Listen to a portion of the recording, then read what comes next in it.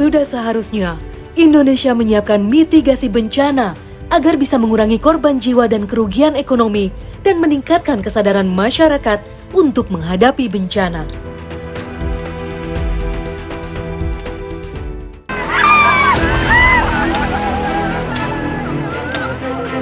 Inilah potret kehidupan warga pesisir selatan Jawa, tepatnya di Cipatujah, Kabupaten Tasikmalaya, Jawa Barat, yang jauh dari kata layak.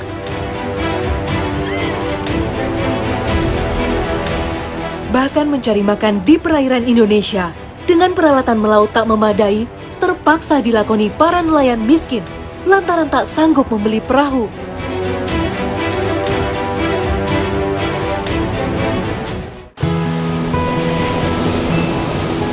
Bagi warga pesisir Cipatujah, Tasikmalaya, Jawa Barat, laut adalah sumber utama penghidupan.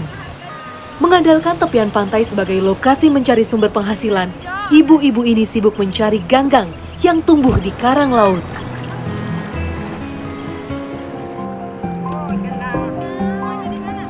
Tumbuhan laut seperti ganggang mereka manfaatkan menjadi salah satu bahan pangan. Idealnya, aktivitas mencari ganggang dilakukan saat kondisi air laut sedang surut, sehingga ganggang mudah diambil.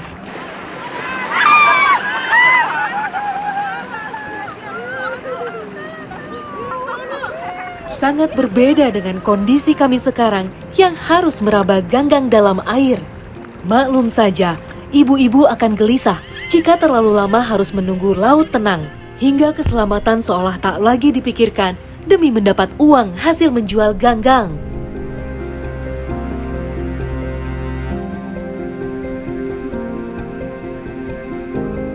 Bang, pernah nggak sih sampai ke seret arus kayak gitu lagi nyari-nyari rumput ini? Iya pernah saya. Ya sampai dalamnya itu sampai 3 meter lah gitu. Ya minta tolong sama teman gitu. Ya memang saya ini usahanya cari rumput kayak gitu kan, ya ditolong sama teman ya cari lagi kayak gitu. Ya, mama. Berdiri.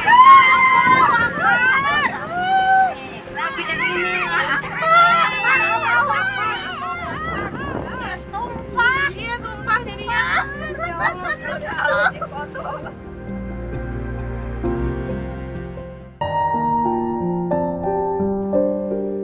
Setelah mengumpulkan beberapa keranjang ganggang di tengah ombak yang mengancam, ibu-ibu bergegas ke tepian pantai untuk menjemur ganggang. Soalnya, ganggang baru memiliki nilai jual ketika sudah tak lagi mengandung air. Nah, ini ada 2 jenis sebetulnya yang diambil sama ibu.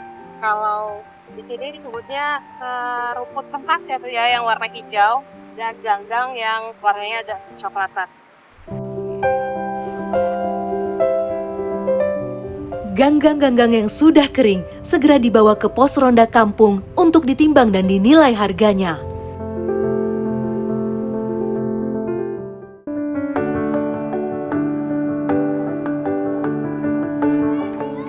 Satu kilogram ganggang hanya dihargai sekitar Rp2.000, bahkan bisa lebih rendah lagi tergantung kondisinya.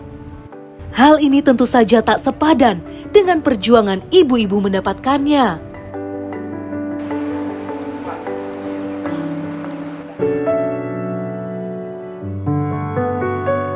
Saking minimnya pendapatan dari mencari ganggang, Mak Karti masih juga serabutan melakukan pekerjaan lain.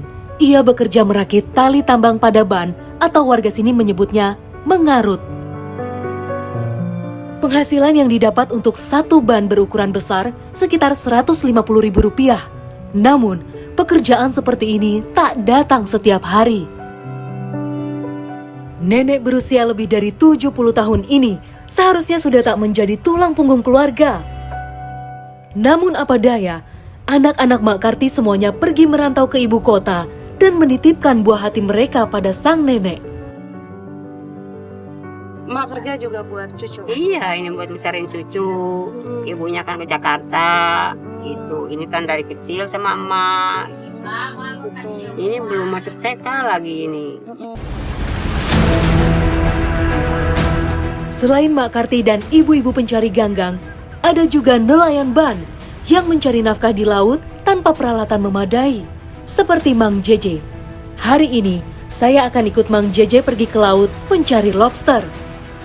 Mungkin bagi warga pesisir selatan Jawa, menjadi nelayan ban adalah hal yang biasa dilakukan. Sudah tak menggunakan perahu, tak ada dayung pula. Hanya ada piringan plastik sebagai kayu. Lengkap sekali perjuangan para nelayan ban kawasan pesisir Cipatujah demi mengais rezeki dari laut. Nah, disinilah spot kami menarik jaring yang sudah dipasang dari malam ya Mang Jeje. Jaringnya itu ada kurang lebih 100 meter.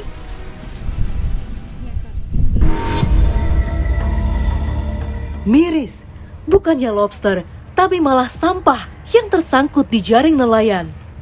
Padahal, JJ sudah lama menjadikan lokasi ini sebagai tempat mencari lobster.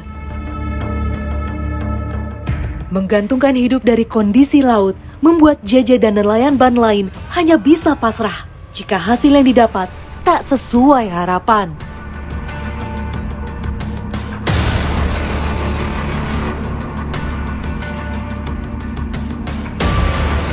Terombang-ambing di atas ban menjadi keseharian para nelayan yang tidak memiliki perahu. Melaut dengan cara seperti ini sudah dilakukan JJ lebih dari 10 tahun. Karenanya, JJ dan teman-temannya seolah menormalisasi nelayan ban terseret ombak. Padahal, itu merupakan resiko yang lebih besar yang harus ditanggung dibanding nelayan perahu. Pakai dayung aja, pakai piring aja udah, pakai kosennya. Oke, tapi biasanya dari jaring ini dapat tanggapannya gimana sih? Ya kadang-kadang ada, kadang-kadang nggak ada. Kalau lagi sekarang ini nggak ada, lagi jong, parah. Para nelayan ban hanya mengandalkan pelampung sebagai satu-satunya alat keselamatan tanpa memikirkan bahaya ketika gulungan ombak datang.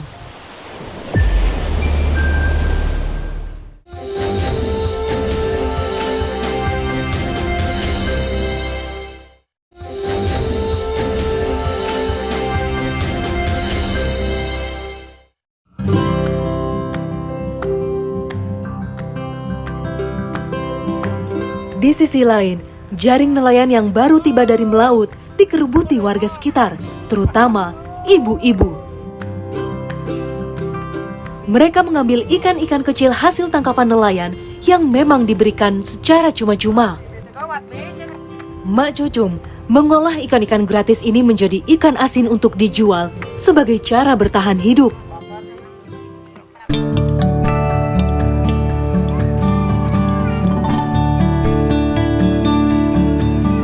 Sama seperti Mak Karti, Mak Cucum menjalani masa tua dengan merawat cucunya.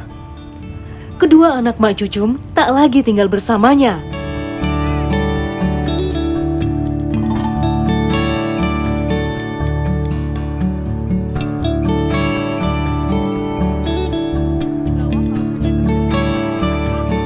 Kondisi maaf ya Mak, Ya, tangan Mak kayak gini nggak ngerasa punya Enggak. kendala. Malah mah tetap semangat kerja buat anak, buat cucu ya Mak yang ya. penting mah bisa makan dan tidur.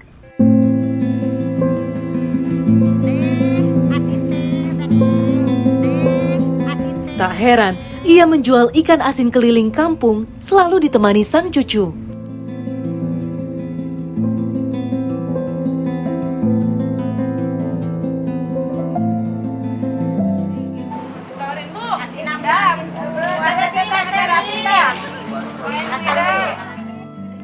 Dari menjual ikan asin, Mak Cucum hidup pas-pasan. Per kantong, ikan asin hanya dijual seharga Rp15.000. Namun inilah satu-satunya sumber penghidupannya.